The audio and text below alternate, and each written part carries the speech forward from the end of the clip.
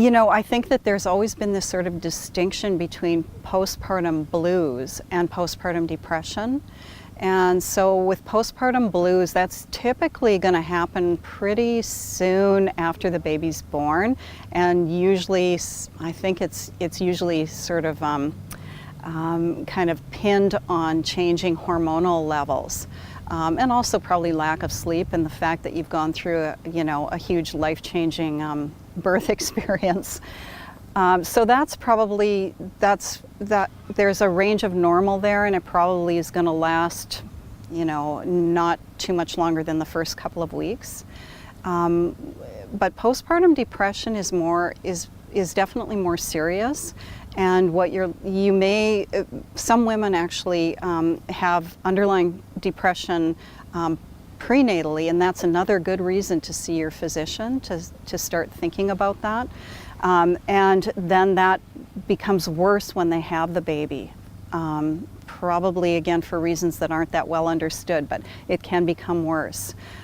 So I think that women need to recognize, or their partners need to recognize, if they're, not sleeping, if they're sad all the time, if they start having some sort of difficult thoughts about their own baby. They're not able to look after themselves. They're not able to rest. They might be hyper-focused on their baby. There's a lot of different sort of ways that it can express itself. There is a tool that most physicians use, and in public health we're just starting to use as well. It's called the Edinburgh Postpartum Depression Scale.